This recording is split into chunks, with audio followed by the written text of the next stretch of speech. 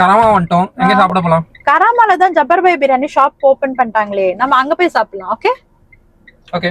அட ஆமாங்க, ஜப்பர் பாய் restaurant கராமால relocate பண்ணிருக்காங்க. அவங்களுடைய சிக்னேச்சர் மட்டன் பிரியாணி தான் நான் இப்ப டேஸ்ட் பண்ண போறேன். ஆக்சுவலா நான் ஜெனியூனான ரிவ்யூ தான் கொடுக்க போறேன். நீங்க ட்ரை பண்ணது இல்லைன்னா ட்ரை பண்ணி பார்த்துட்டு அப்புறம் கமெண்ட்ஸ்ல சொல்லுங்க. நாங்க போனது அரௌண்ட் 11 o'clock. அந்த டைம்லயே அவ்வளவு டேஸ்டா ஹாட்டா இருந்துச்சு.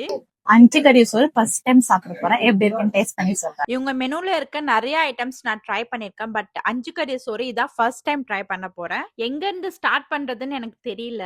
இந்த அஞ்சு கறியில ghee rice, mutton stew, chicken salna, dalcha, chicken 65 sweet இது எல்லாமே இந்த காம்போல வரும். Starting with chicken salna. இவங்களோட பிரியாணிக்கு எவ்வளோ ஃபேன்ஸ் இருக்காங்களோ அதே மாதிரி இந்த அஞ்சு கறியும் அவ்வளோ டேஸ்டா இருக்கு. கண்டிப்பா நீங்க போனீங்கன்னா ட்ரை பண்ணி பாருங்க. சொல்ல நான் இதை ஃபர்ஸ்ட் டைம் சாப்பிடுறேன், பட் சூப்பரா இருக்கு. கராமா வரைக்கும் வந்துட்டு அவங்களோட சிக்கன் 65 டேஸ்ட் பண்ணாம போனா எப்படி, அதனால ஒரு சிக்கன் 65 வாங்கினேன். ஆஸ் யூஷுவல் எப்பயும் போல அல்டிமேட்டா இருந்துச்சு.